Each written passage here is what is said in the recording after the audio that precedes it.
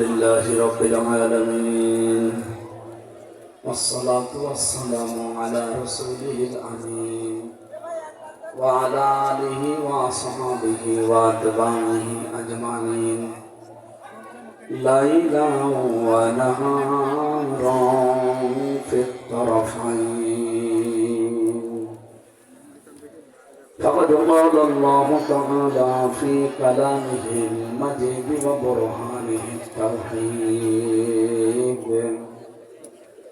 أعوذ بالله من الشيطان الرجيم.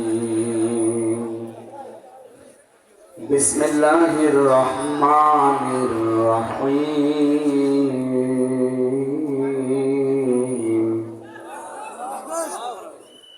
وسيق الذين كفروا إلى جهنم زمرا حتى إذا جاءوها فتحت أبوابها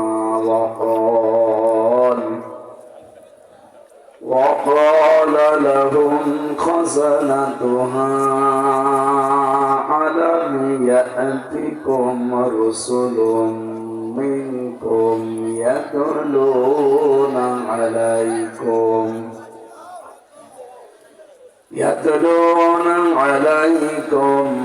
آياتنا يتلون عليكم آيات ربكم وينذرونكم لقاء يومكم هذا. قالوا بلى ولكن حقت كلمة العذاب على الكافرين.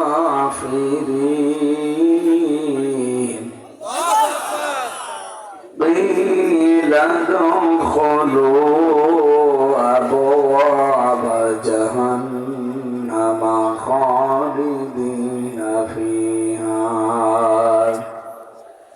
فبئس مثوى المتكبرين.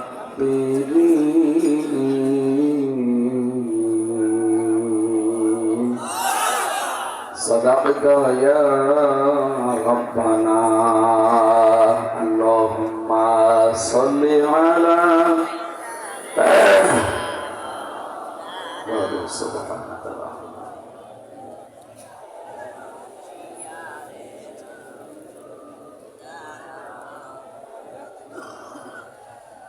بلغ العلا بكماله كشف الدجى بجماله حسنت جميع خصاله صلوا عليه وآله. الحمد لله. ভাই কথা বলা যাবে না ভাই, যে যেখানে দাঁড়িয়ে আছে বসে আছে যেভাবে আছে থাক, কথা বলবেন। আমার অনুরোধ একটাই, যা করছে সে করুক, কথা বলবেন।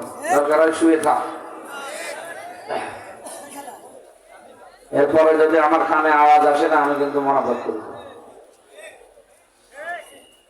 বাংলাদেশের ঐতিহ্যবাহী জেলা ঝিনাইদহ, ডাক বাংলা বাজার, আব্দুর রউফ ডিগ্রি কলেজ ময়দানি, পোতাহাটি দারুল উলুম হাফিজিয়া মাদ্রাসা হাফেজে কোরআনে দস্তারবন্দি উপলক্ষে তাফসীরুল কোরআন মাহফিলের স্বনামধন্য সভাপতি জনাব আবুল হোসেন দামাত বারকাতুহুমুল আলিয়া, এতক্ষণ যিনি আলোচনা রাখলেন অত্র কলেজের সম্মানিত অধ্যাপক, ইসলামিক চিন্তাবিদ, শিক্ষাবিদ ডক্টর মাওলানা হাবিবুর রহমান খতিব আদ্দিন, মেডিকেল কলেজ হাসপাতাল ঢাকা।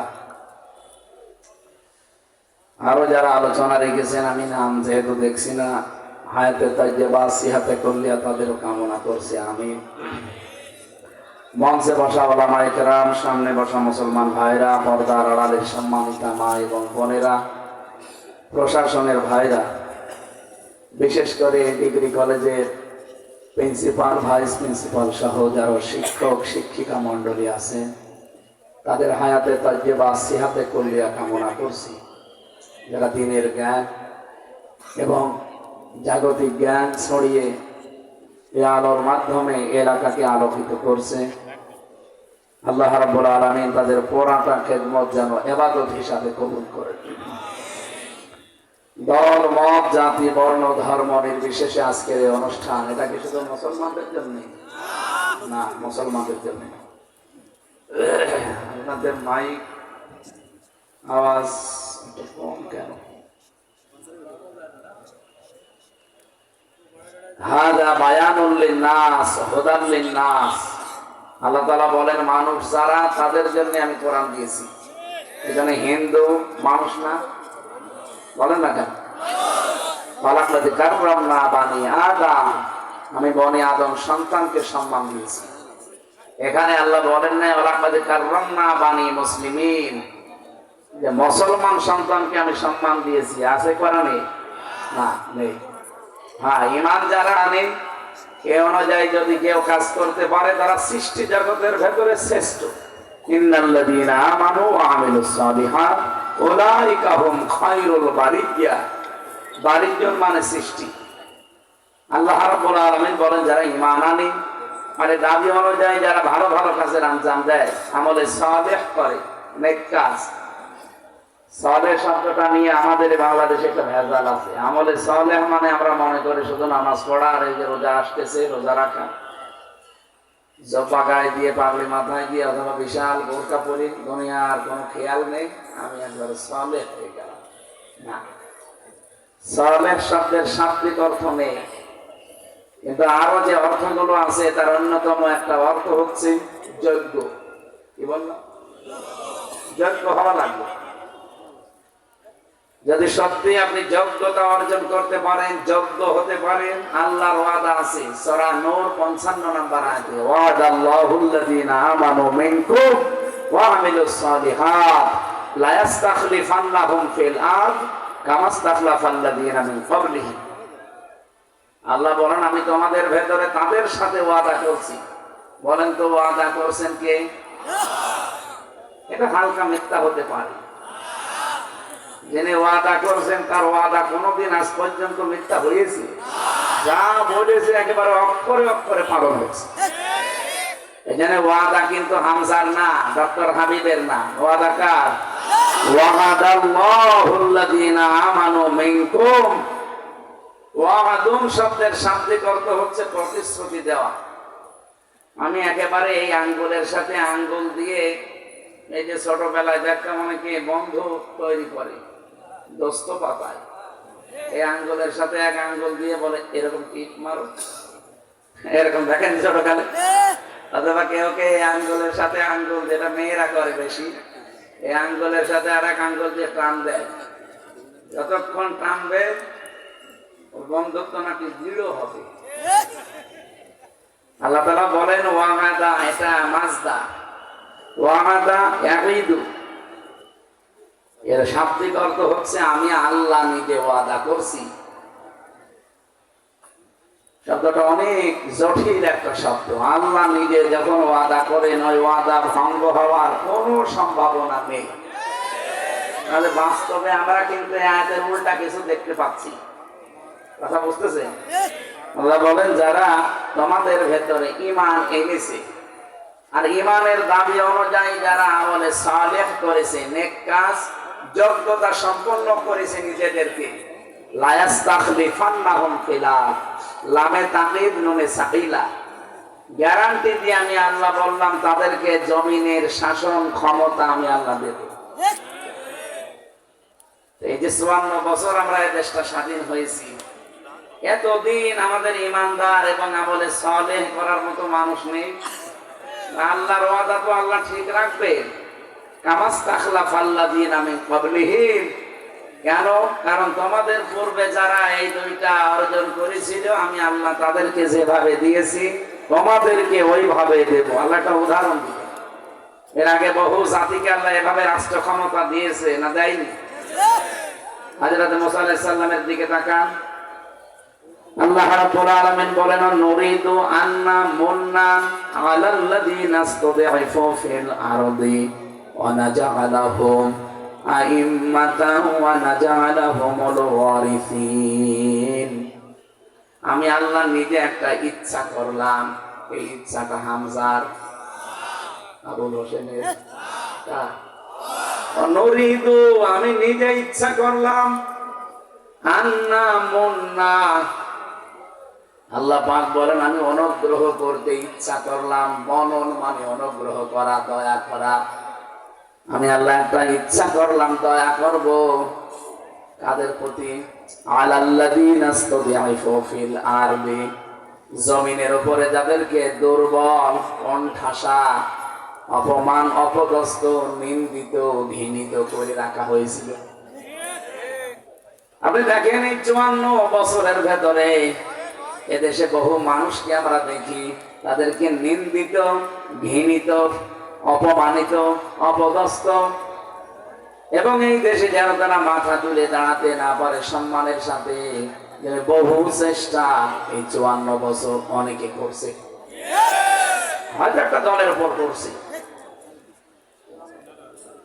আল্লাহ পাক বলেন আমি ওই দলের উপরে আমার একটা ইচ্ছা জেগেছে, আমি আল্লাহ একটা মানসা করেছি, ইচ্ছা করেছি, ইরাদা নিয়েছি, আমি সিদ্ধান্ত নিয়েছি। আলাল্লাযিনা ইসতাদঈফু ফিল আরদি, জমিনে যাদেরকে ফেরাউন দুর্বল করে রেখেছিল ওই মুসা নবীর দলকে, নাজআলাহুম আইম্মাতান, আমি আল্লাহ তাদেরকে জমিনের নেতা বানিয়ে দেব। এবং এই জমিনের শাসনভার, বিশেষ করে ওয়ারিস, আমি আল্লাহ তাদেরকে বানাবো। এটা হাজার হাজার বছর আগে মুসা নবীর সম্পর্কে আল্লাহ এই কথাটা দিয়েছে। তার মানে কামাস্তাখলাফাল্লাযীনা মিন ক্বাবলিহিম, এই আয়াত অনুযায়ী বোঝা যায় এর আগেও বহু মানুষকে আল্লাহ রাষ্ট্রীয় ক্ষমতা দিয়ে ধন্য করেছিলেন। এটা কেন দিয়েছেন?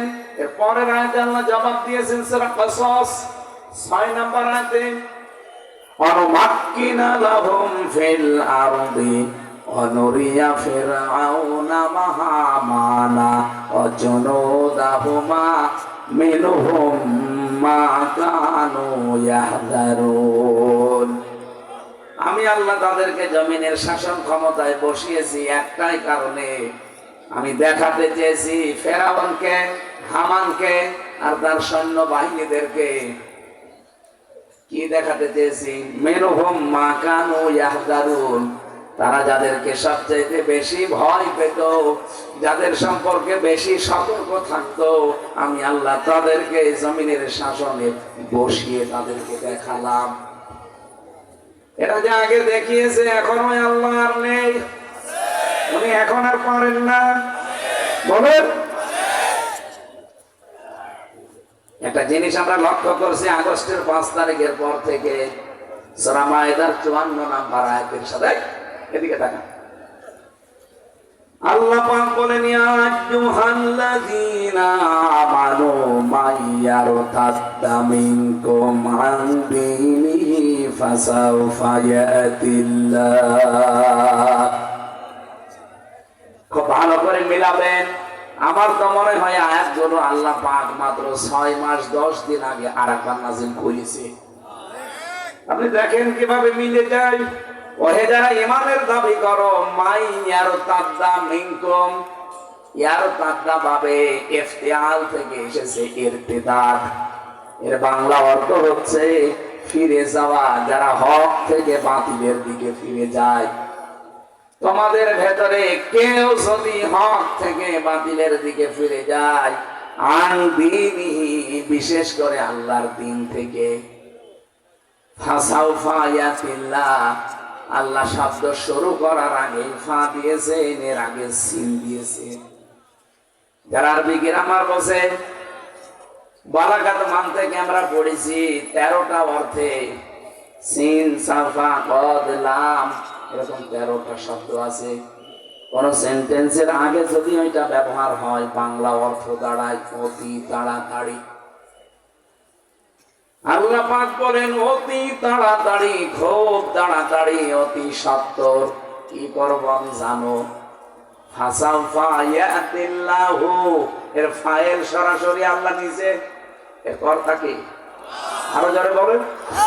আল্লাহ বলেন আমি নিজে অতি সত্বর একটা কাজ করব। কি সেটা? বিকৌমিন, এমন একটা দল, এমন একটা জাতি, এমন একটা গোষ্ঠীকে আমি আল্লাহ তোমাদের উপরে তুলে দেব, ইউহিব্বুহুম, যাদেরকে আমি নিজেই ভালোবাসি, ওয়া ইউহিব্বুনাহু, এবং যারা আমি আল্লাহকে ভালোবাসে। আজ বাংলাদেশে আগস্টের 5 তারিখের পর থেকে আমরা বিভিন্ন কায়দায় দেখতে পাচ্ছি আল্লাহর দিন থেকে অনেকেই ফিরে চলে যাচ্ছে বিভিন্ন কায়দায়। সে দলীয় কায়দায় হোক, রাজনৈতিক কায়দায় হোক, ধর্মীয় কায়দায় হোক। এ পর্যন্ত বুঝেছেন কিনা বলেন? না না, আপনি বোঝেন। আমি আবার রিপিট করছি, আপনি তাকান তো এই দেশে ধর্মীয় কায়দায় কত মানুষ আল্লাহর দিন থেকে ফিরে চলে যাচ্ছে আসল দিন থেকে বাতিল দিনের দিকে। আপনি আসল দিন হচ্ছে মার রব্বুকা ওয়া মান নাবিয়্যুকা ওয়া মা দীনুকা, এটা আসল দিন। সিলেবাসের এই সমস্ত বিষয় খবর নেই। আল্লাহর এই দিন থেকে বিভিন্ন পীরের নাম নিয়ে, বিভিন্ন দলের নাম নিয়ে তারা আল্লাহর বান্দাদেরকে বাতিল ধর্ম, বাতিল দিনের দিকে নিয়ে চলে যাচ্ছে। এদিকে তাকান। আপনি দেখেন তো এই দেশে 48,000-এর উপরে দরবার গুলো আছে। কোন দরবারে মার রব্বুকা ওয়া মান নাবিয়্যুকা ওয়া মা দীনুকা এর যে হাকিকত গুলো শিক্ষা দেওয়া হয় নেই। আপনি যে কবরে যাওয়ার পরে 3টা প্রশ্নের সম্মুখীন হবেন। মার রব্বুকা, তোমার রব কে? যদি বলতে চান রব্বি আল্লাহ, আমার রব আল্লাহ, কমপক্ষে 5টা জিনিস দুনিয়ায় আপনাকে মানা লাগবে। কয়টা? 1 নম্বরে রবের অর্থ আমি পেয়েছি সৃষ্টিকর্তা। সৃষ্টিকর্তা হিসাবে আপনি মানবেন কাকে? অন্য কাউকে মানা যাবে? সৃষ্টিকর্তা এটা কি শুধু মানুষ? পৃথিবীর যত সৃষ্টি আছে কর্তাকে। বাংলাদেশটা সৃষ্টি করে দিয়েছে কে? মানেন তো? কিছু কিছু মানুষ বলেন না, এ দেশ আমার বাবা বানিয়েছে। কেন আপনার বাবা বানাবে কেন? আপনি যে রব্বি আল্লাহ বলতে চান, প্রথমেই তো আপনাকে সৃষ্টিকর্তা হিসাবে মানা লাগবে। এটা কি শুধু মানুষ সৃষ্টি না সব সৃষ্টি? এক কথা বুঝতেছে? এই কথাকে যদি পাগলামি করেও বলবেন না যে দেশ আমার বাবা বানিয়েছে। আজকে এক আবাল, আমি আবালই বললাম, আবাল বলছে অমকের নাম নিতে হলে ওযু করে নেওয়া লাগবে। আমি আর নিচে নামলাম না। কি আল্লাহর হয়ে পড়েছে যে ওনার নাম ওযু করে নেওয়া লাগবে? এর আগে কিছু মানুষকে দেখতাম সামসামি করতো, দালালি করতো, তেল দিত। সংসদে দাঁড়িয়েও অনেকের নামে বলতো হযরত অমুক। কেন? ও কি মরে গেছে যে হযরত বলা লাগবে? আর এত বড় জালেমাকে যদি আপনি হযরত বলে ডাকেন, তাহলে আবু জেহেল কেউ বলা লাগবে হযরত আবু জেহেল। সে আর এর সমান। আবু জেহেলকে কোনদিন কেউ বলেছে যে হযরত আবু জেহেল? কেন আপনি একে হযরত বলবেন? তার কাজও যা ছিল এর কাজও একই। সেও ক্ষমতায় অবৈধভাবে জোর করেছিল, এও ক্ষমতায় অবৈধভাবে জোর করেছিল। তার এর সঙ্গে যদি আপনি গালি দেন, এর সঙ্গেও আপনি গালি দেবেন। আপনারা দেখেছেন তামাম দুনিয়ার জরিপ একটা বেরিয়েছে, পৃথিবীতে 257টা দেশ, 10 জন মানুষের তালিকা দেখলাম, তারা পৃথিবীর নিকৃষ্ট মানুষ। তার 1 নম্বরে আমাদের দেশে যেটা পালিয়েছে ওইটা। আমি নাম নিতে চাই, ঘৃণা করে। 2 নম্বর নামটা নেই, বাশার আল আসাদ। 3 নম্বর নেতানিয়াহু। এরকম 10 জনের নাম পেলাম, তার 1 নম্বরে আল্লাহর ওলির নাম। যাই হোক, আল্লাহ যেন তারে সম্মতি দেয়, বলেন আমি। আপনি কি রাগ করবেন? বলেন তো এই আয়াত থেকে যেটা আমি তুলে আনতে চাই, আল্লাহর দিন থেকে আপনি ফেরত যান, ফিরে যেতে চান, কাদের উপরে রাগ করে, কাদেরকে দেখাতে? আপনি কি মনে করেন আমি দিন থেকে ইসলাম থেকে ফিরে অন্যদিকে গেলে আল্লাহ দুর্বল হয়ে যাবে? আল্লাহ বলেন না, ওয়াইন তাতাওয়াল্লাউ ইয়াস্তাবদিল কওমান গায়রাকুম সুম্মা লা ইয়াকুনু আমসালাকুম। সূরা মুহাম্মদের ভেতরে আল্লাহ বলেন, যদি দিন থেকে ফিরে যাস, এমন একটা দল তোদের উপরে আমি আল্লাহ তৈরি করে দেব যারা তোদের মতো হবে না। 54 বছর পরে আমার মনে হচ্ছে ঠিক আল্লাহ যেন দেখাচ্ছে। আর যারা দিন থেকে ফিরে চলে যাচ্ছেন বিভিন্ন দলের উপরে, বিভিন্ন মানুষের উপরে রাগ করে হোক আর যে কোনো ভাবেই হোক, আপনি দেখেন চাঁপাইনবাবগঞ্জের এই নেতাটা এই 15.5 বছরে কত ভালো ভালো কথা বলতো, অথচ আগস্টের 5 তারিখের পরে সে আর তার বউ পুরা পাল্টিয়ে গেছে। যা বলে এখন মনে হচ্ছে সব দিনের বিরুদ্ধে। এমনকি আলেমদেরকেও সে এখন বলছে ধর্ম ব্যবসায়ী। বলছে না কেন, বেশি বলছি? আর তারপর কথা তো আরো নিকৃষ্ট। অথচ এতদিন তারা সালেমের বিরুদ্ধে বহু কথা বলতে শুনতাম, এখন পুরাটা নিজেরা সালেম হয়ে গেছে। আল্লাহ বলেন, ওয়াইনহুদ্দমুহুদনা ওয়াজআলনা জাহান্নামা লিল কাফিরিনা হাসীরা। সূরা বানী ইসরাঈল 8 নম্বর আয়াতের শেষের অংশে আছে, তোমরা যদি ওদের মতো আচরণ করো, আমি আল্লাহ তোমাদের সাথে ওদের মতো আচরণ করব। ওরা যা করেছিল আপনি যদি আবার তাই আরম্ভ করেন, ওদেরকে যদি আল্লাহ এরকম ধরতে পারে, আপনাকেও ধরবে। ওরাও সাদাবাজ ছিল, আপনিও সাদাবাজ। এটা বলে না কেন? ওরাও সালেম ছিল, আপনিও সালেম।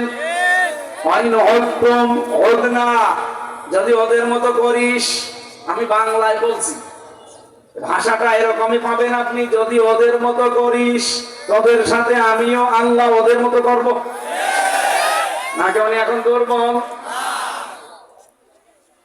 রব্বুল আলামিন বলেন, আমার দিন থেকে যারা সত্যি এভাবে ফিরে যায়, আমাকে দুর্বল মনে করে, যাদের উপরে রাগ করে আপনি এগুলো করবেন, আল্লাহর সিদ্ধান্ত এখানে ফাসাউফা ইয়াতিল্লাহ। আল্লাহ বলেন, আমি নিজে খুব তাড়াতাড়ি অতি সত্বর বিকৌমিন। এখানে যারা আরবি গ্রামার আলেম আছে, মা শব্দটা 19টা অর্থে ব্যবহার হয়। কয়টা? আল্লাহ যেন নিজের কুদরতি হাত লাগিয়ে বলছেন বিকৌমিন, এই কওমের সাথে আমার হাত আছে। আমার হাত আছে মানে আমার ক্ষমতা আছে। আমি আল্লাহ নিজে তাড়াতাড়ি তাদেরকে কি করবো জানো? এমন একটা জাতি, তাদের মাথার উপর এমন একটা দল তৈরি করে দেব, ইউহিব্বুহুম, যাদেরকে আমি নিজেই ভালোবাসি, ওয়া ইউহিব্বুনাহু, এবং যারাও আমি আল্লাহকে ভালোবাসে। এই মানুষগুলোর কিছু কোয়ালিটি থাকবে। আজ বাংলাদেশে 72টার উপরে দল।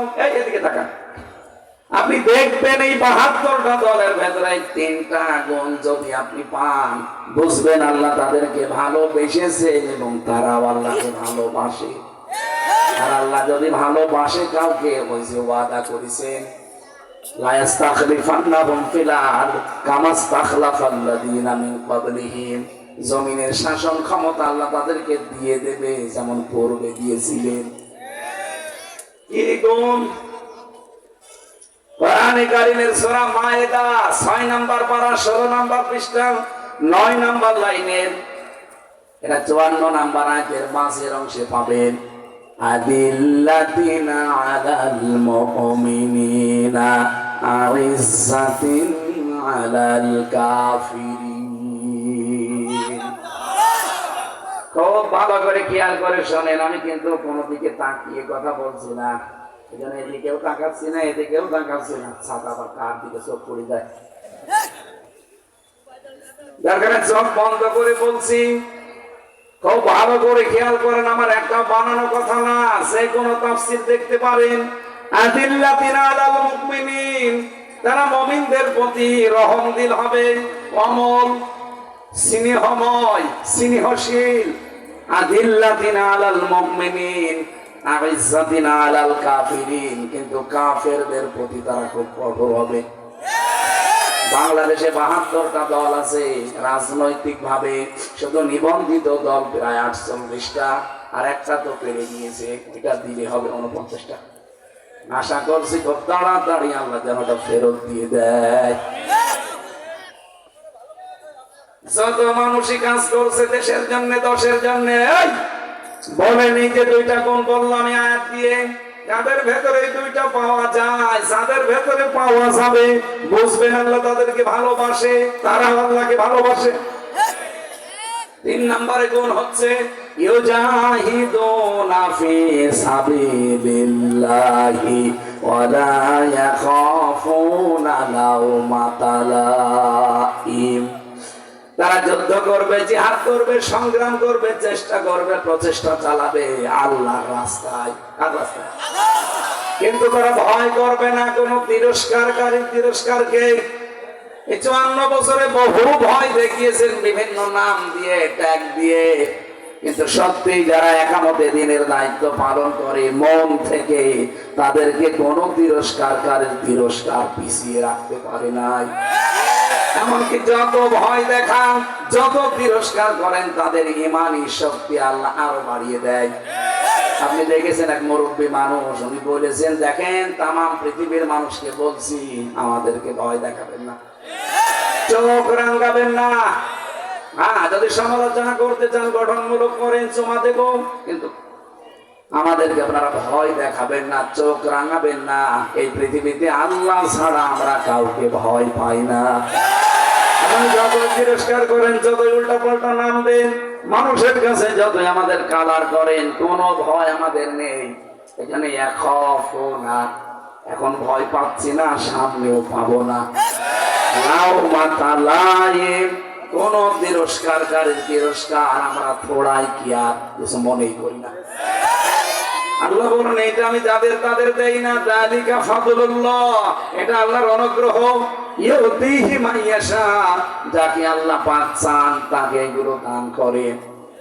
এবার আপনি বলেন এই আয়াত অনুযায়ী যেটা বুঝলাম, অবশ্যই আল্লাহর দিন থেকে যদি ফেরত চলে যান, আপনি মনে করবেন না আল্লাহ দুর্বল হয়ে গেছে। আল্লাহ বলেন, আমি অতি শীঘ্রই কিন্তু একটা দল তৈরি করে দেব, আর আমি আয়াতটা বাংলাদেশের সাথে মিলিয়ে অনেক কিছু পেয়ে গেছি।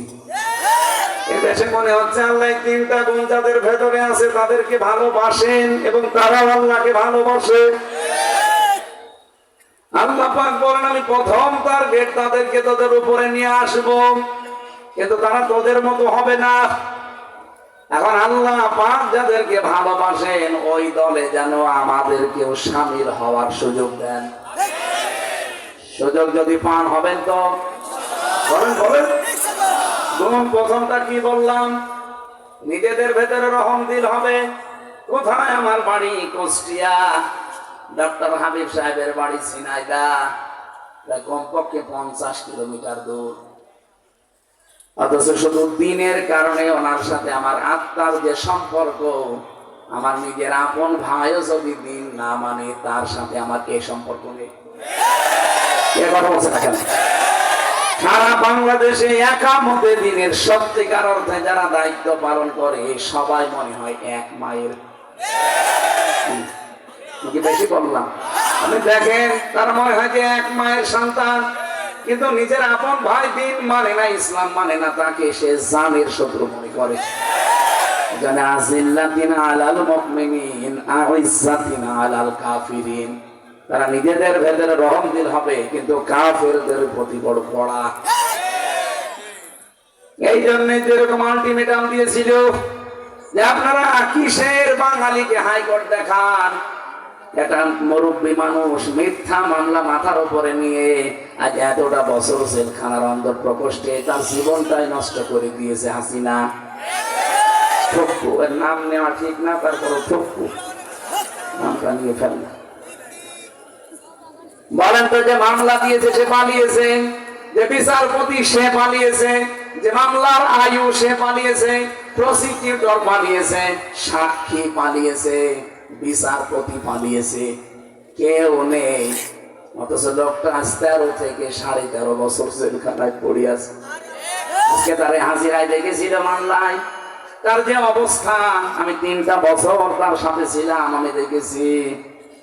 এই মানুষটা মানবতার জন্য, বিশেষ করে ইসলামের জন্য তার যে দরদ, তার মুক্ত বাতাসে থাকা খুব প্রয়োজন। জীবনের অন্তত শেষ কয়েকটা বছর নিজে নড়তে পারে না, দুইজনের কাঁধে ভর করে যায়। আপনি বাঙালিকে হাইকোর্ট দেখাচ্ছেন যে না ওনার সাজা হয়ে গেছে, মুক্ত হবে না। সাজা হলে যদি মুক্ত না হয়, তারেক জিয়া মুক্ত হলো কি করে? তার তো 9 বছর সাজা ছিল। তারেক জিয়ার স্ত্রী জোবাইদা, তার 3 বছর সাজা ছিল, তারা মুক্ত হলো কি করে? লুৎফুজ্জামান বাবরের 17 বছর পরে যদি ফাঁসির আসামি বের হতে পারে, তারেক জিয়া সাহেবের বন্ধু গিয়াসউদ্দিন মামুন 17 বছর পরে যদি বের হতে পারে, ইনার কি হয়েছে? ওনাদেরকেও মামলা হাসিনা দিয়েছিল, ইনাকেও মামলা হাসিনা দিয়েছে। ওনারা যদি সব একটা একটা করে বের হয়ে মুক্ত জীবনে থাকতে পারে, আজহারুল ইসলামকেও মুক্ত জীবনে কালকে দেওয়া লাগবে। কাল যে ডেট আছে, আবার আমরা চাই সে যেন মুক্ত জীবনে আসে। চান আপনারা? তারা চান দেখে দেখেন তো হাত করে নিকে। এটা রাজনৈতিক বিষয়, এটা আমার ইমানের সাথে সম্পৃক্ত। কথা বলুন।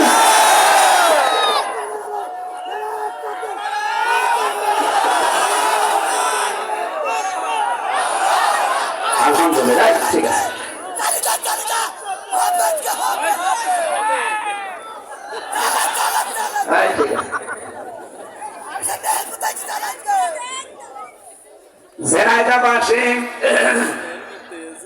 আল্লাহর ওয়াদা ছিল যাদের ভেতরে ঈমান থাকবে আর যারা যোগ্য এবং সৎ হতে পারবে, এই মানুষগুলোর জন্য সামনে ক্ষমতার চেয়ার অপেক্ষা করছে।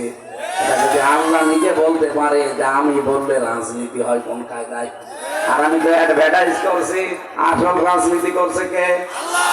ওনারা কিছু বলতে পারে, যত দোষ আমার নরম পেয়েছে। এখানে সালেহ শব্দটা অনেকে আমরা উল্টা পাল্টা বুঝি, মনে করি না বিশাল জব্বা গায়ে দিয়ে এই যে এরকম জব্বা, 24 ঘন্টা চোখ বন্ধ করে জিকির করবো, দুনিয়ার কোনো খেয়াল রাখবো না, হয়ে গেল। কে বলেছে আপনাকে?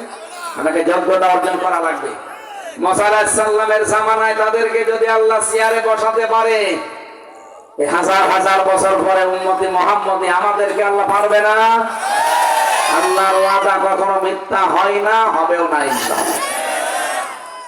এই জন্য আমি যে কথাটা নিয়ে শুরু করেছিলাম, এই কোরআনে কারীম শুধুমাত্র মুসলমানদের জন্য না, আর মানুষকে আল্লাহ সম্মান দিয়েছেন শুধু মুসলমানদেরকে না, মানুষ যারা তাদের সম্মান আছে। অথচ দুঃখজনক হলেও সত্য, 54 বছর মানুষ যারা তাদের সম্মান নিয়ে সবচেয়ে বেশি সিনেমিনি খেলা হয়েছে, আর 15 বছর তো আরো বেশি। বলেন তো, সম্মানিত মানুষদেরকে সবচাইতে বেশি অসম্মান করা হয়েছে এই 15 বছর। এর আগেও হয়েছিল কম বেশি, কিন্তু এই 15 বছর আবার সীমা ছাড়িয়ে গেছে। আলেমদের নামে যারা ধর্ষণ মামলা দেয়, মাওলানা মামুনুল হক, আল্লামা সাইদি, তার জীবনের শেষ মামলা ছিল ধর্ষণ মামলা। ওর যে মেয়ে লোককে সাজিয়ে নিয়ে এসেছিল পিরোজপুর থেকে, অ্যাডভোকেট তাজুল ইসলাম জিজ্ঞাসা করছে, মেয়ে মাওলানা সাইদি ধর্ষণ করেছে তোমাকে? জি হ্যাঁ। তোমার জন্ম কত সালে? 1975 সালে। ধর্ষিতা হয়েছে কত সালে? 1971 সালে। অ্যাডভোকেট তাজুল ইসলাম ওই দিনই বলেছিল, মাননীয় আদালত পয়েন্ট একটু লেখেন, এর জন্ম 75-এ, ধর্ষিতা হয়েছে 71, ওটাকে রুহের জগতে। ওই দিনই তো মামলা ঢিসমিস হয়ে যাওয়ার কথা। কথা বলে না কেন? করবে কি করে? রায় তো একজনের, উনি যা বলবে তাই হবে, আর বাকিগুলো সব লোক দেখানো। কি ট্রাইব্যুনাল বানিয়েছে লোক দেখানোর জন্য, বিচারপতি লোক দেখানো।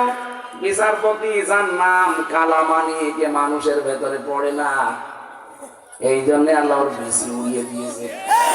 আমি নিচে নামলাম না, এমনি বেশি উড়ে গেছে। আল্লামা সাইদিকে আমি ফাঁসি দিতে পারিনি, এজন্য জীবনে আমার আফসোস। আল্লাহ ওর আফসোস জীবনে ঘুষিয়েছে। কথা বলে না কেন? গলার পাতা শুয়েছিল, গলায় গামছা দিয়ে টানতে টানতে চোরের মতো নিয়ে এসেছে। ওই দিনই মামলা শেষ হয়ে যাওয়ার কথা, কিন্তু না, দেয়নি। কারণ বললাম না, সবই সাজানো। আর এই সাজানো জিনিসে এখন এটিএম আজহারুল ইসলাম যদি থাকে জেলখানায়, আপনি বিবেকের কাছে প্রশ্ন আসে না আপনার? তার যে তিনটা সাক্ষী, একটা 6 মাইল দূর থেকে, একটা 3 মাইল দূর থেকে, একটা 1.5 মাইল দূর, ওরা কি যন্ত্র দিয়ে দেখেছিল ওই সময়? আমি এখানে মাঠের ওই মাথা দেখতে পারছি না, আরো 6 মাইল দূর থেকে দেখলো কি লাগিয়েছিল চোখে। আর সেই সাক্ষীর উপরে ভিত্তি করে আপনি ফাঁসি দিয়ে দিলেন। এই সবগুলো হাসিনার চক্ষু, ওর সাজানো, সবগুলো কি সব ওর সাজানো। আমি নিজে ভিকটিম, আমি নিজে জানি না, আমার উপরে দিয়েছিল, সব সাজানো। বাড়ির থেকে তুলে নিয়ে গেল, অথচ বলছে না ওনারা নিয়েছে আমরা চোর হাঁস থেকে। পুরোটা মিথ্যা কথা। তার মানে আমি নিজে যখন টের পেয়েছি আমি একটা ছোট মানুষ। বলেন তো এই মুহূর্তে, এই যে আগস্টের 5 তারিখে কত মানুষকে আপনারা মেরে ফেলেছেন বিভিন্ন জায়গায়। ঝিনাইদহ একটা টানিয়ে রেখেছিল। সারা বাংলাদেশে কম বেশি বিভিন্ন জালেমদের বাড়ি ঘর ভেঙেছে, কেউ আগুন লাগিয়েছে। 32 নম্বর 33 নম্বর হয়ে গেছে, হয়নি? বলেন না কেন? 32 33 হয়তো না, ওই যে খালি উস্কানি দেয়। এই জন্য আল্লাহ আযাবুল বুলডোজার নাজিল করে। কি আযাব? আযাবুল বুলডোজার। আবার উস্কানি দেবে আর আযাব নাজিল হবে। এই জন্য ভালো আছেন ওখানে ভালো থাকেন। 14টা ব্রিফকেস নিয়ে গেছে, ওটা তো কিয়ামত পর্যন্ত গেলেও শেষ হবে না। না, আমি তো যা বলছি বানিয়ে বলছি, সব দলিল আছে। এই জন্য উস্কানি আর দেবেন না ওখান থেকে, তাহলে এদেশে দেখা যায় আবার অনেক কিছু নাজিল হয়ে যাবে। মানে আযাবুল বুলডোজার, এটাকে আমরা নাজিল করেছি, নাজিল হয়েছে। এই আযাবুল বুলডোজার দিয়ে বহু মানুষের বাড়ি ঘর 15.5 বছরে মাটির সাথে মিশিয়ে দিয়েছে অনেকে। এই যে সাতক্ষীরা, চাঁপাইনবাবগঞ্জ, চট্টগ্রাম, আপনি যে দেখেন বাড়ি ঘর গুলো মাটির সাথে একেবারে, মনে হচ্ছে এখানে কেউ বাসই করতো না। আল্লাহ সেইটার সব মনে হয় এই ফেব্রুয়ারির 5 তারিখে দিত। আবার কেউ যেন ঝামেলা করবেন না। যে কথাটা বলার জন্য পর্যন্ত নিয়ে আসলাম, রব্বুল আলামিন আমাদেরকে কোরআনে কারীমের এই মাহফিলে যাদেরকে নিয়ে এসেছেন, আমি যেটা বোঝাতে চাচ্ছিলাম এখান থেকে, আল্লাহ রাব্বুল আলামিন আমাদেরকে কোরআনে কারীমের এই অনুষ্ঠানে নিয়ে এসে সালেহ শব্দের ব্যাখ্যা থেকে পর্যন্ত এসেছিলাম। নেককার হওয়ার জন্য এখন থেকে যোগ্যতা অর্জন করার দরকার আছে না নেই? যে যে জায়গায় আছেন এখান থেকে তাকে যোগ্যতাশালী হওয়া লাগবে, যোগ্যতা সম্পন্ন হওয়া লাগবে। আল্লাহর ওয়াদা আল্লাহ পালন করবেন সামনে ইনশাআল্লাহ। যেহেতু ওনারা অবৈধ ছিল, ওনাদের রায়ও ছিল অবৈধ, এজন্য আমরা চাই নিরপরাধ কোন মানুষ এই 15.5 বছরে যারা মিথ্যা মামলা, মিথ্যা সাক্ষীর কারণে জীবনটা নষ্ট হয়ে গেল, খুব তাড়াতাড়ি তাদেরকে মুক্ত বাতাসে ছেড়ে দিন। কারণ যারা রায় দিয়েছে তারাই তো নেই, আপনি এনেকে রাখবেন কেন? দরুদ আর সালাম পড়ছি মুহাম্মদুর রাসূলুল্লাহ। আমি যে কথাটা বোঝাতে চাচ্ছিলাম, মানুষ, সম্মানিত মানুষদেরকে সম্মান করা লাগবে। নবীজি মসজিদে নববীতে বসেছিলেন, দেখলেন একটা লাশ চলে যাচ্ছে, বিশ্বনবী দাঁড়িয়ে পড়লেন। সাহাবীরা বলে হুজুর দাঁড়াবেন না, এটা ইহুদির লাশ। নবীজি বললেন ইহুদি তাতে কি হয়েছে, ওটা তো আল্লাহর বান্দা। আমি তো দাঁড়িয়েছি আল্লাহর বান্দার সম্মানার্থে। সুবহানাল্লাহ বলতে পারেন না? নবীজির মতো মানুষ যদি একটা ইহুদি মরে গেছে তার লাশ দেখে দাঁড়িয়ে যেতে পারে, আর আমরা মুসলমান, সৃষ্টির শ্রেষ্ঠ সৃষ্টি মানুষ, তার ভেতরে খায়রুল বারিয়া, যাদের ঈমান আছে তারা, যারা মুসলিম, এদের সাথে যে আচরণ করলাম, আপনি বিবেকের কাছে প্রশ্ন করে দেখেন। নবীজি ইহুদি দেখে দাঁড়িয়ে যান, আর আপনি মুসলমানদেরকে আরো দাবিয়ে দেন।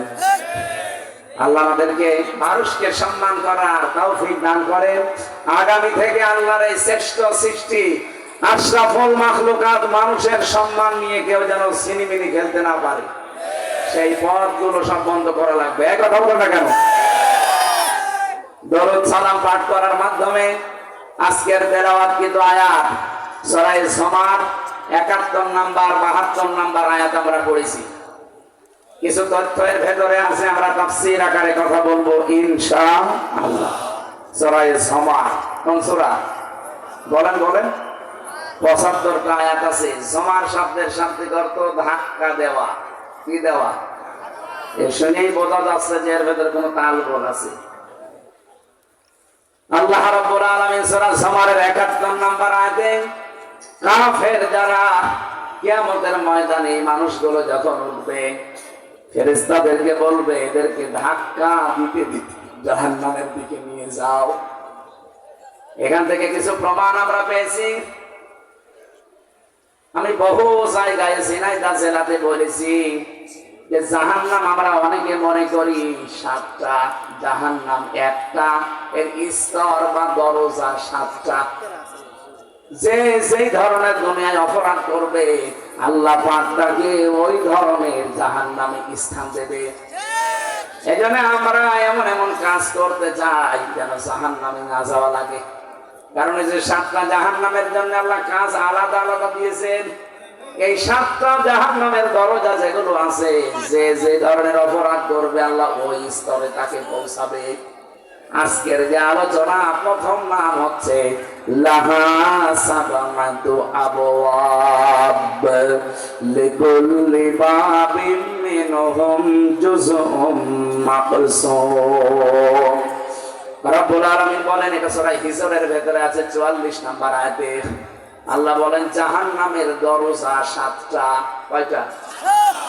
যে যে ধরনের অপরাধ করবে তার জন্য ওই অংশটা আল্লাহ রেখে দিয়েছেন। আপনি এখন দেখেন তো আপনি কোন অপরাধে আছেন আর আপনি কোন স্তরে যাচ্ছেন, কোন দরজা দিয়ে আল্লাহ আপনাকে প্রবেশ করাবে। এই যে পেছনে যে কলেজ, এখানে 1 থেকে ইন্টার ডিগ্রি, এখানে 2টা ক্লাস পড়ানো হয়। অথচ ক্লাসরুম দেখেন কতগুলো আছে। ইন্টারে মনে হয় 2 বছর আছে, ডিগ্রিতে 3 বছর, অন্তত 5 বছর, তো 5টা ক্লাসরুম আছে। কলেজ কয়টা? এখানে ক্লাসরুম। যে যে ক্লাসে পড়ে ও ওই দরজা দিয়ে প্রবেশ করে দিয়ে বসবে। আপনি পড়েন ক্লাসে, ইন্টারে ফার্স্ট ইয়ারে, ডিগ্রির একেবারে ফাইনাল ইয়ারে যে বসে আছেন, আপনি কিছু বুঝবেন? স্যার লেকচার দেবে, আপনি আন্দাজে হা না করবেন, কিছু বুঝবেন না। কারণ ওই জায়গায় বসতে হলে এখন আপনাকে 5 বছর পড়া লাগবে। কথা বলে না কেন? রব্বুল আলামিন এইটা জানিয়েছেন লিকুল্লি বাবিন মিনহুম জুজউম মাকসুম। দুনিয়াতে যে যে ধরনের অপরাধ করবে তার জন্য ওই স্তরটা আমি আল্লাহ অংশ বিশেষ ঠিক করে রাখলাম।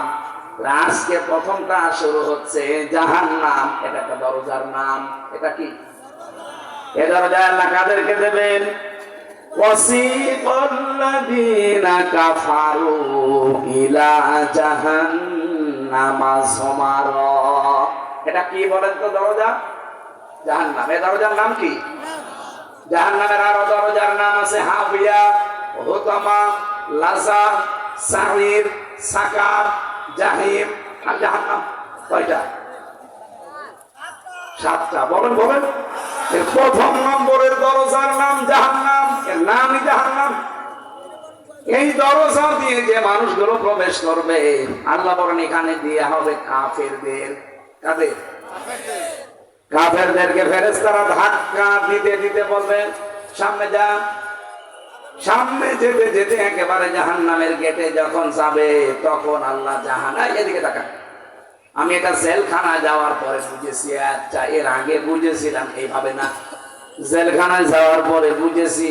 হাত্তা ইযা জাউহা ফুতিহাত আবওয়াবুহা ওয়াকাল। আল্লাহ পাক বলেন ওরা যখন ধাক্কা খেতে খেতে জাহান্নামের গেটে যাবে তখন জাহান্নামের গেট খোলা হবে। তার মানে জাহান্নামের গেট সব সময় বন্ধ। সবসময় কি? কিন্তু জান্নাতের কথা পুরা কোরআনে যেখানে পাবেন, যে 2 আয়াত পরে আছে, ওয়াসিকাল্লাযীনা তাকাউ রাব্বাহুম ইলাল জান্নাতি যুমারা। দুনিয়াতে যারা তাকওয়া অবলম্বন করে, রবকে ভয় করে দুনিয়ার জীবন চালাবে, এই মানুষগুলোকে আমার আল্লাহ ফেরেশতাদেরকে দিয়ে ধাক্কা দেবে। কিন্তু এই ধাক্কা পুলিশের ধাক্কার মতো না, এই ধাক্কা বন্ধুর ধাক্কার মতো। পুলিশও ধাক্কা দেয় আসামিকে, বন্ধুও বন্ধুকে ধাক্কা দেয়। 2 ধাক্কা আকাশ আর পাতাল আলাদা। বন্ধু যতই জোরে ধাক্কা মারুক এর ভেতরে একটা ভালোবাসা আনন্দ আছে, আর পুলিশ যত আস্তেই মারুক ওর ভেতরে ঘৃণা আছে, রাগ আছে। জাহান্নামের ফেরেশতারা যাদের ধাক্কা দেবে, ও ধাক্কা যত আস্তেই দিয়ে অপমানিত মনে হবে।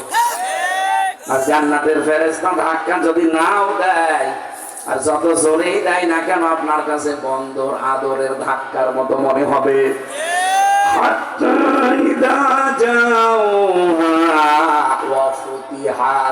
আগের আয়াতে ওয়া নেই, পরের আয়াতে ওয়া আছে। জেলখানায় যে বুঝলাম কি বললাম জানো, এই যে ফতিহাতের আগে ওয়া নেই, ফতিহাতের আগে ওয়া আছে। জাহান্নামের ক্ষেত্রে নেই, জান্নাতের ক্ষেত্রে আছে। আল্লাহ বলেন এই মানুষগুলো ধাক্কা খেতে খেতে যখন জাহান্নামের গেটে যাবে, জাহান্নামের গেট তখন খোলা হবে। তার মানে এর আগে কি? আরো জোরে বলেন। আর জান্নাতি মানুষগুলো যখন ধাক্কা খেতে খেতে জান্নাতের গেটে যাবে, ও জান্নাতের গেট তাদের জন্য আগেই খোলা থাকবে। জান্নাতের গেট কখনো বন্ধ থাকে না, ও সব সময় ওপেন। আর জাহান্নামের গেট কখনো ওপেন থাকে না, সব সময় বন্ধ। আপনি জেলখানা গুলো দেখেন, সিনাইতে আছে জেলখানা আছে, জেলা কারাগার, ও 24 ঘন্টা তালা লাগানো। কিছু বের করলে তখন তালা খুলে বের করে সঙ্গে সঙ্গে আবার তালা লাগিয়ে দেয়। কথা বলে না, এটা জাহান্নামের একটা উদাহরণ। এই জেলখানা গুলো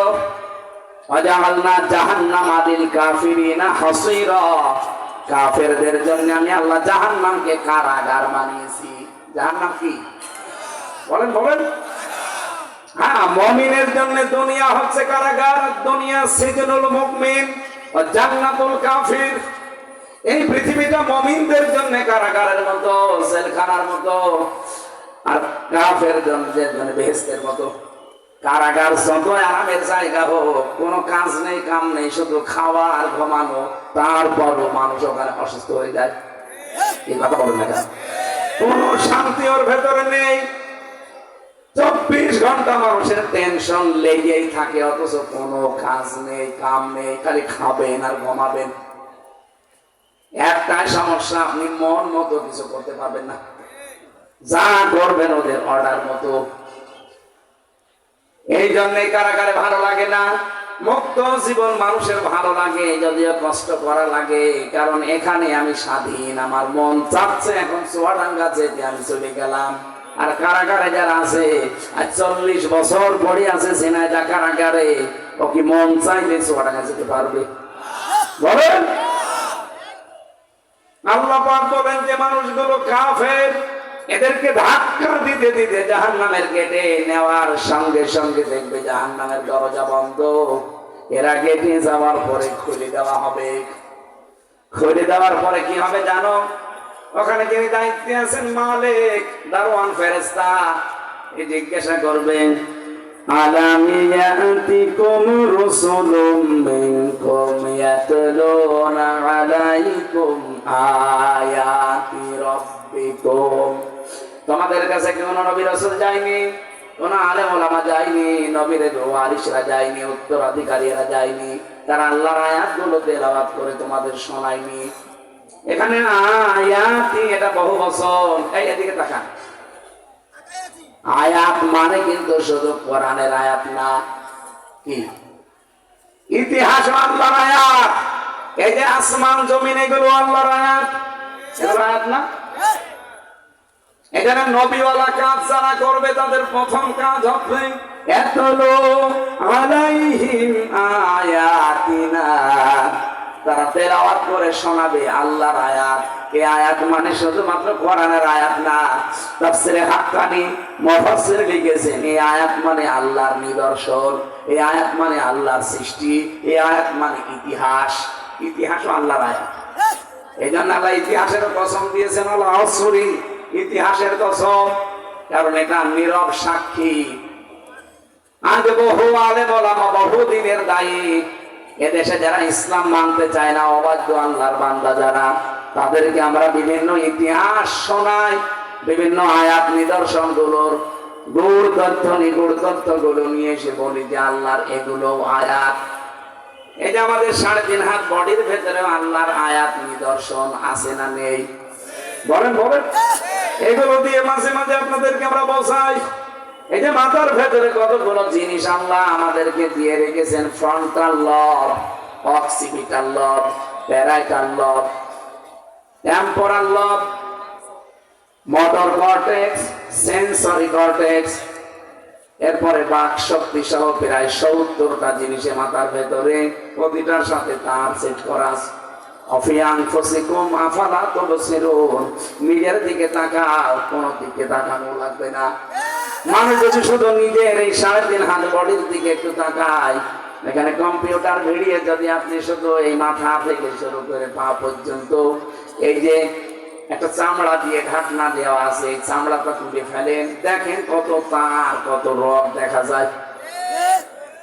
বিজ্ঞান জানিয়েছে রথগুলো যদি একটা একটা করে পাশাপাশি সাজানো যায়, 12.5 কিলোমিটার একাধারে চলে যাওয়া যাবে। একটু নিজের দিকে তাকাও, আফালা তুবসিরুন, এরপরও কি তোমরা দেখো না? তাহলে এতলো আলাইকুম আয়াতি, তোমাদের সামনে কি তারা আমার আয়াতগুলো তেলাওয়াত করে শোনায়নি? আমরা তো ওই আয়াতগুলোই নিয়ে আসি। আয়াত হিসাবে হয়তো আল্লাহর বিভিন্ন নিদর্শনের কথা বলা হয়, আয়াত হিসাবে ইতিহাস থেকে শিক্ষা নেওয়ার জন্য বলা হয় যে বহু মানুষ এই ইতিহাস হয়ে আছে, আপনারাও ইতিহাস হয়ে থাকবেন যদি অবাধ্য হয়ে যান। কিন্তু অনেক মানুষ দেখি না, এই আয়াত থেকে শিক্ষা নেওয়া দূরের কথা আরো বৃদ্ধি বাড়ে। বলেন বলেন, রব্বুল আলামিন বলেন ওয়ায়ুনযিরুনাকুম লিকা ইয়াউমিকুম হাদা, তারা তোমাদেরকে সতর্ক করেনি, ভয় দেখায়নি। এই যে এই দিন সম্পর্কে, যে দিন হাজির হওয়া লাগবে আমার আল্লাহর কাছে সাক্ষাতে। ও বাংলার মুসলমানেরা, আমাদের জীবন এইটা কিন্তু শেষ জীবন না, এরপরে একটা সাক্ষাতের জীবন আছে না নেই?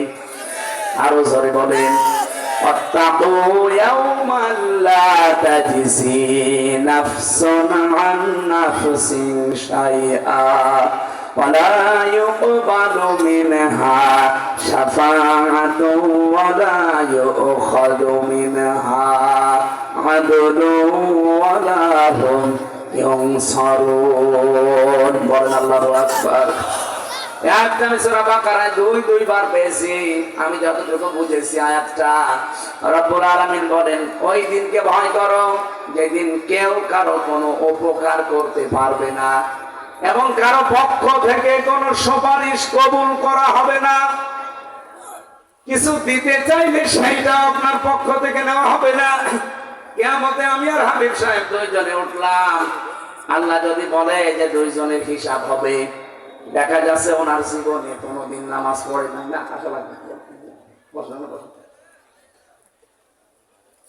আমি যদি বলে রব্বুল আলামিন খুব ভালোবাসতাম, জীবনে নামাজ ওর নেই, তাতে কি আমার তো নামাজ আছে, আমি দিয়ে দিলাম। আল্লাহ বলেন না, এটা হবে না।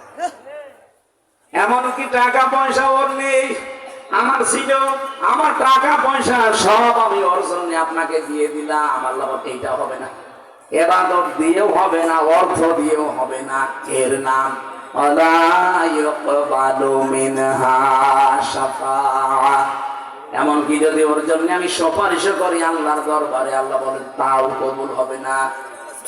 ওয়ালা ইউখাযু মিনহা, তোমার পক্ষ থেকে ওর ব্যাপারে কোনো কিছু গ্রহণ করা হবে না। এখানে দুনিয়ায় কার জন্য আমরা কি করছি, একটু বিবেকটা খাটানি জায়গায়। আপনার স্ত্রীর জন্য, আপনার ছেলে মেয়ের জন্য, মা বাবার জন্য, তারা আরামে থাকবে, তারা একটু হাসি খুশিতে থাকবে, আনন্দে থাকবে, ভালো মন্দ খেয়ে থাকবে। এই দিকে তাকিয়ে হাজারো মানুষ কিন্তু অবৈধ কাজ করে। এই কথা বলেন না কেন? আল্লাহর কসম করে বলছি, আমি নিজে জেলখানায় কি আমি এটা আরো বেশি বুঝেছি যে দুনিয়ায় কেউ কারো না। যা আছে পৃথিবীতে সবগুলো একটা ধোঁকা, আর সবগুলো স্বার্থের পাগল।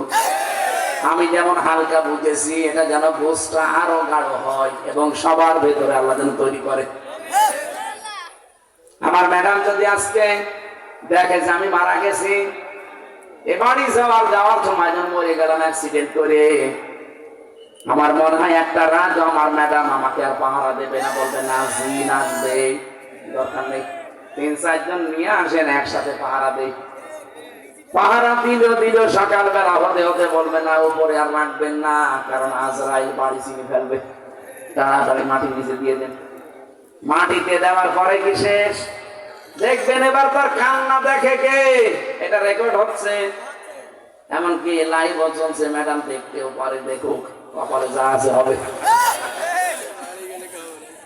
2-3 দিন দেখবেন কান্না কাটি করে পাগল হয়ে গেছে। 7 দিন হয়তো খাওয়া দাওয়া একেবারে হালকা করে দেবে, শুকিয়ে যাবে। 4 মাস 10 দিন পরে ওর বাবা আর মা দুইজন মিলে আমার বাবা মাকে বলবে আর কতদিন এভাবে চলে না, মেয়ে দিয়ে দেন, 4 মাস 10 দিনের ভেতরে দেখবেন আর একজনের সাথে বিয়ে দিয়ে দেবে। মাত্র 6-7 দিন সংসার যদি হয়, ও ম্যাডাম নিজেই ওর শ্বশুরের কাছে বাবার কাছে কল দিয়ে বলবে আব্বা খুব ভালো কাজ করেছে, হামজা তো আর কি এবার যা দিয়েছে এই হামজার চাইতে 1 গুণ ভালো।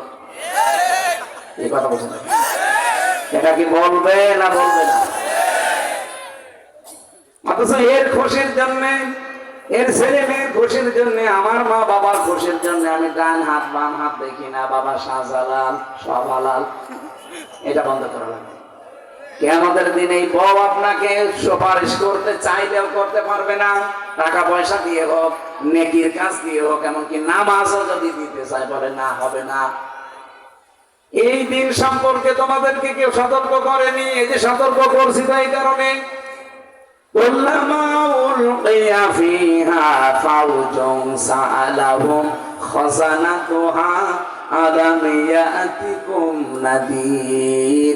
قالوا بلى قد جاءنا نذير فكذبنا وقلنا ما نزل الله من شيء।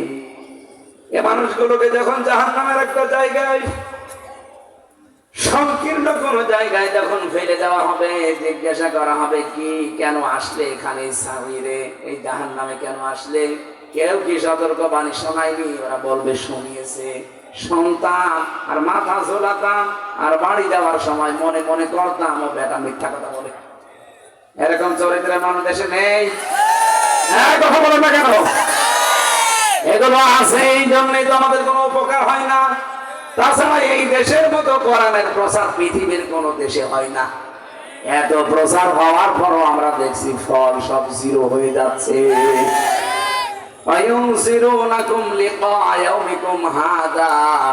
এই দিন সম্পর্কে সতর্ক করেনি যে এখানে সাক্ষাৎ একটা আছে।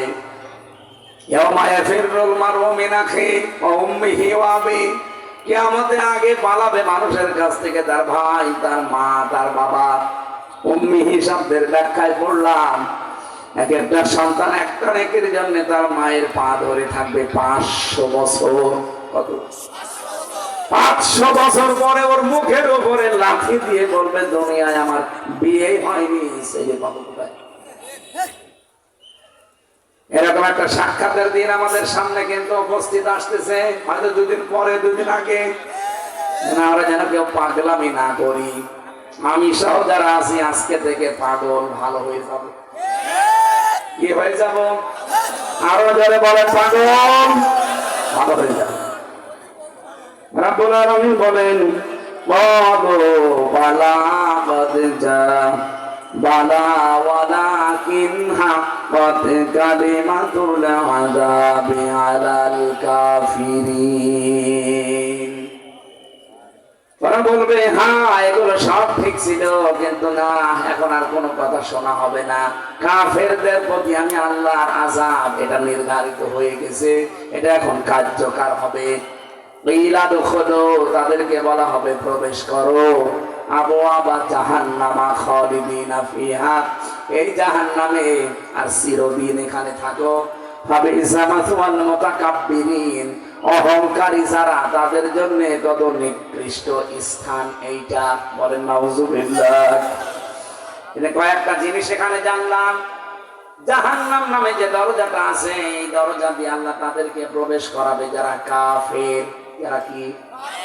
বাংলাদেশে তো কাফের নেই। কাফের কারে বলে আমরা অনেকে জানি না, মনে করি আবু জেহেল শুধু কাফের ছিল আর কেউ নেই। কাফের শব্দের শাব্দিক অর্থ হচ্ছে অস্বীকার করা। ইসলাম আল্লাহ যেভাবে দিয়েছে কিয়ামত পর্যন্ত পরিপূর্ণ কিছু আপনি দিতে পারবেন না, তাহলে আপনি কাফের। ইসলাম থেকে কিছু বাদ দিতে পারবেন না, তাহলে আপনি কাফের। এই কথা বলছে না? আজ ইসলামের ভেতরে নতুন নতুন নিয়ম ঢুকিয়ে যারা বলে এটাও ইসলামের কি আরো জোরে, এই যে যারা বলে আলী বাবা, কেল্লা বাবা, ফতে বাবা, তাহলে নতুন করে আপনি এই জিকিরটা ইসলামের ভেতরে ঢোকালেন। নবীজির 63 বছরের জীবনে কোনোদিন কেল্লা বাবা, ফতে বাবা জিকির করেছে? এটা রেকর্ড হচ্ছে, সারা দেশে যাচ্ছে। এই জন্য বলছি ইসলামের ভেতরে নতুন কিছু যারা ঢুকিয়েছেন, আপনি নামের আগে মুফতি লিখতে পারেন, মাওলানা লিখতে পারেন, ডক্টর লিখতে পারেন, আজহারি মাঝহারি লিখতে পারেন, আপনি কাফের। যারা ইসলামে নতুন করে কিছু ঢোকাবে এরা কি? বলুন বলুন। এটা বাংলাদেশে আর ভারতে বেশি হচ্ছে। নতুন নতুন ইসলাম বানিয়ে আমরা প্রচার করছি যে এইটাও ইসলাম, অথচ আসল ইসলামের খবর নেই। আমি যে বলেছিলাম যে রব হিসাবে যদি কেউ বলতে চান আমার রব আল্লাহ, দুনিয়ায় 5টা জিনিস আপনাকে মানাই লাগবে। 1 নম্বরে সৃষ্টিকর্তাকে, 2 নম্বরে রব হিসাবে আল্লাহকে মানা লাগবে প্রতিপালক হিসাবে, 3 নম্বরে রব হিসাবে মানা লাগবে আল্লাহকে রাজ্জাক হিসাবে রিজিকদাতা, 4 নম্বরে আপনাকে আল্লাহকে মানা লাগবে অভিভাবক হিসাবে, 5 নম্বরে আল্লাহকে মানা লাগবে আইনদাতা হিসাবে। এই 5টা যদি দুনিয়ায় মানতে পারেন, আপনি কবরে গিয়ে ফেরেশতারা বলবে মার রব্বুকা, আপনি অটোমেটিক বলে ফেলবেন রব্বি আল্লাহ। 2 নম্বরে যখন বলবে মা দীনুকা, তোমার দিন কি? দিন মানে জীবন ব্যবস্থা। দিন মানে কি? আমি জীবন চালিয়েছি কি কি দিয়ে?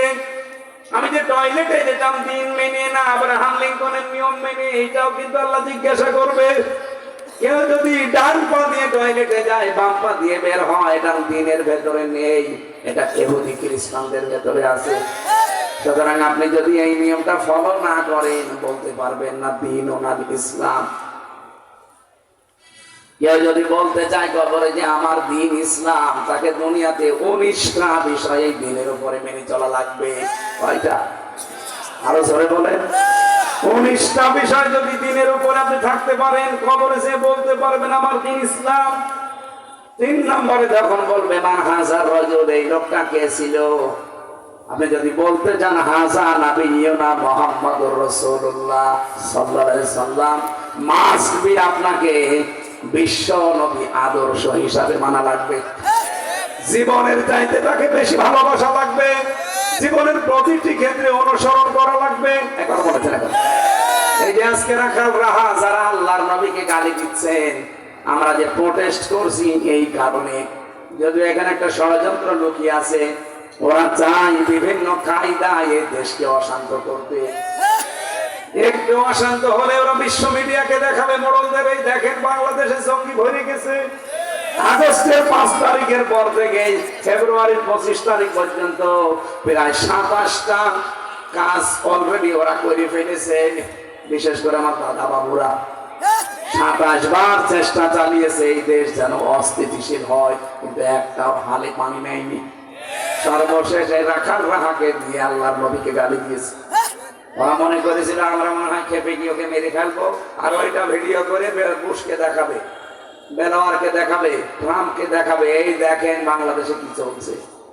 তখন ট্রাম্প বলবে ঠিক আছে হাসিনা তুমি আবার যাও। আমরা যাতে মাতাল হলো তাহলে ঠিক আছে, ওই ফাঁদে আমরা আর পা দেবো না। কথা বলুন না কেন? আমরা দাবি জানিয়েছি সর্বোচ্চ, যারা নবীজিকে গালি দিয়েছে বা দেবে সামনে, কোনো কথা নেই, ফাঁসি দেওয়া লাগবে। কথা বলেন, এটা ইসলামের পক্ষে বলেন।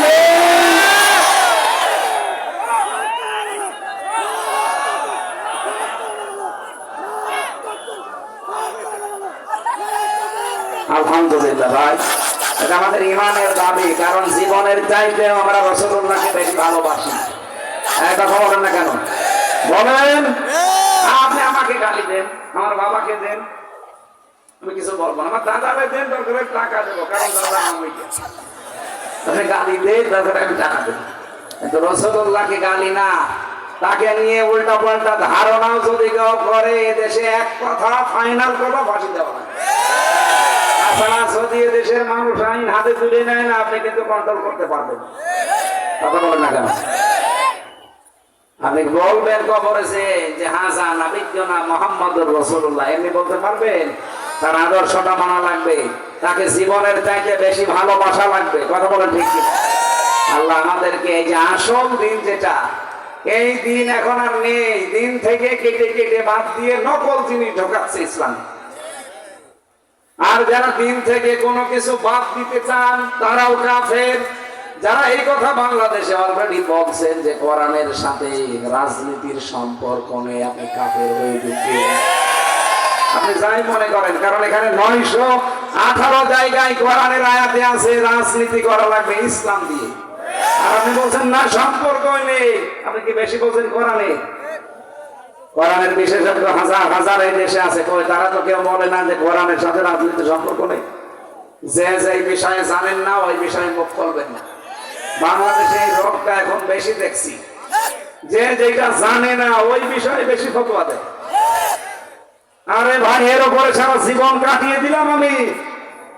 আমার এই ছোট্ট মাথায় 918 জায়গায় আমি কোরআন দিয়ে রাজনীতি করা লাগবে এইটা পেয়েছি, আর আপনি পানই না।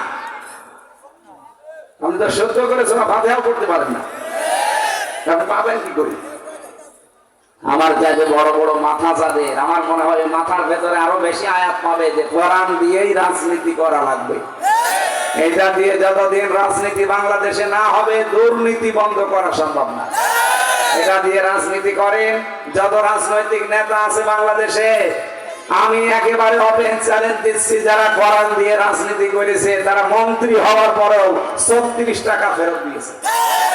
মাওলানা মতিয়ার রহমান নিজাম এই কথা বলে দেখা। আর যাদের কোরআনের রাজনীতি ছিল না, এই 15.5 বছরে তারা 620টা বাড়ি বানিয়েছে। এটা ভূমি মন্ত্রী 620টা বাড়ি, আপনার বাড়ি লাগবে কত? আমার মনে হয় 6.5 মাস যদি থাকতো ও বাড়ি আরো 200 বানিয়ে ফেলতো। কথা বলেন। অথচ পরশুদিন মাওলানা মতিয়ার রহমান নিজামের বাড়ি দেখলাম এখনো চারিদিকে মাটি, উপরে টিন। সে মন্ত্রী ছিল, আপনি টের পাচ্ছেন? মন্ত্রণালয় চালানোর পরে 26 না 36 টাকা বেঁচেছিল, ওই টাকা ফেরত দিয়েছে। পৃথিবীর ইতিহাস পাল্টিয়ে দিয়েছে। আপনি আল্লাহর ওলি খুঁজে পান না, চলে যান সেই সিলেটে, চট্টগ্রামে। আল্লাহর ওলি তো ওইটা যে দায়িত্ব নিয়ে সুচারুরূপে পালন করতে পারে। আর এটা সবচাইতে বেশি পালন করে দেখিয়েছে এই বাংলাদেশে একামতের দিনের কর্মীরা। এর চাইতে তথ্য প্রমাণ আপনি আর কি চান বলেন? আপনি যে ওলি খুঁজে পান না, খালি গাছতলায় বসে হো হো করলে বলি হয়? আমার ভাইরা, আমি যেটা বোঝাতে চাই, এখান থেকে ইসলাম থেকে আপনি কিছু বাদ দিতে পারবেন না। যদি দেন, আপনার জীবন দুর্নীতিতে ভরে যাবে। আমরা এইটাই আজ 54 বছর ধরে ধরে দেখছি। কথা বলে ঠিক না? যাদের রাজনীতি ইসলাম দিয়ে হয় না, একটা মানুষকে দেখান সে লোকটা সৎ আছে, বলেন না ওনার ব্যক্তিগত। কিসের ব্যক্তিগত? হাজার হাজার কোটি টাকার মালিক একজন ব্যক্তিগত কিভাবে হয়? 5,000 টাকা থাকলে ভয় করে কখন না জানি দুদুক আসে। আর 5,000 না 50,000 কোটি টাকার মালিক এক একজন। রূপপুর পারমাণবিক কেন্দ্র থেকে এক মহিলাই নাকি টাকা নিয়েছে 76,000 কোটি। কয়েকদিন আগে একটা ভিডিও দেখছিলাম, যিনি পালিয়েছে উনি বলছে খালি মানুষ আমারই গালি দেয়, আমারই দোষ, আমার বোনের দোষ নেই, ও যে এই করেছে। ওনারও দোষ আছে, কিন্তু ওনারটা মানুষ জানে না, তাই গালি দেয় না। আপনারটা জানে তো বেশি, কারণ আপনি আয়না ঘরের সাথে জড়িত। এই বাংলাদেশে কিয়ামত পর্যন্ত যেন আর আয়না ঘর কেউ বানাতে না পারে। কথা বলে, এটা যে মানবতার সাথে কত মারাত্মক একটা কৌতুক। এর কারণে এর বউটা বিয়ে করতে পারে না, এর ছেলে মেয়ে জানে না যে আমি কাকে বাবা বলে ডাকবো। আমার মনে হয় এখনো পর্যন্ত যারা জালেমদের পক্ষে সাফাই গান, তাদের আয়না ঘরে এখন বন্দি করে রাখা দরকার 10 বছর। দেখ কেমন লাগে।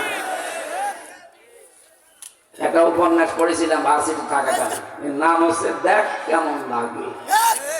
আমার মনে হয় এখন যারা জালেমের সাফাই গায় তাদের এটা করা দরকার, দেখ কেমন লাগে। দেখ আজকে 4-5 জন আল্লাহর ওলিকে নিয়ে যাচ্ছে আদালত থেকে, কিন্তু লজ্জা নেই। 4-5 জনকে দেখলাম খিলখিল করে হাসতে। লজ্জা থাকলে হাসে এত অপমান হওয়ার পরে? অপমান তো এরা হয় না, কারণ এদের তো মান নেই। বলছে ধরব কান, যাই যাক মান, তাও হব না অপমান। একলা হোটেলের সামনে দিয়ে যাবার সময় দেখছে হোটেলের বয় ডাক দিয়েছে যে আসেন খেয়ে যান। মনে করছে ফ্রি খাবার, যে বলছে এই নিয়ে আয়, এই নিয়ে আয়, এই নিয়ে আয়, মন মতো খেয়েছে, টাকা না দিয়ে চলে যাচ্ছে। হোটেলের মালিক বলছে কি ভাই টাকা দেবেন না? কিসের টাকা? আপনার বয় তো বলেছেন যে খেয়ে যান, টাকা দেওয়া লাগবে তো বলে না, মন মতো খেয়েছি, টাকা না দেবো না। বলছে টাকা যদি না দেন আপনার এমন অপমান করবো। বলছে করেন। জুতার মালা গলায় দিয়ে সারা শহর ঘোরাবো। বলছে ঘোরান। সারা শহর ঘুরিয়ে এনে দোকানের সামনে দাঁড়িয়ে বলছে এবার কি অপমান বোধ হয়? কিসের অপমান? মানুষ টাকা পয়সা খরচ করে এরকম সংবর্ধনা পায় না। হবে না এর যে কান ধর, কান ধরে 100 বার উঠবোস কর, খালি উঠবোস করে। বলছে কি এবার অপমান বোধ হয়? কিসের অপমান? আমার তো ব্যায়াম হচ্ছে। আমার মনে হয় এই যে শয়তান গুলো টাকা পাচার করতে করতে যারা ফোকলা বানিয়ে ফেলেছে, ওদেরকে আদালত কেন ফাঁসি দিলেও বলবে আমার গলায় এতটুকু আছে। লজ্জা নেই তো? সম্মানিত মা বোন যারা আপনারা এসেছেন, খাদিজাতুল কুবরা রাদিয়াল্লাহু তাআলা আনহা জীবনে এক ওয়াক্ত নামাজ পড়েননি, একটা রোজা রাখেননি, একটা টাকা তিনি দান সাদকা করেননি, যাকাত দেননি, জীবনে কোনোদিন একটা বারো হজ করেননি, একটা দিনও পর্দায় থাকেননি। কারণ এই বিধানগুলো সব তার ইন্তেকালের পরে নাযিল হয়েছে। কথা বুঝতেছে? অথচ তার জন্য আল্লাহ নিজে জান্নাতে ঘর বানিয়ে সুসংবাদ পাঠিয়েছে জিবরাইলকে দিয়ে যে সালাম দাও আর জান্নাতের ঘর তাকে বলো যে আমি আল্লাহ বানিয়ে রেখেছি। একটা কারণ পেয়েছি পুরা জীবন করে, তিনি স্বামীর জন্য সব উজাড় করে দিয়েছিলেন।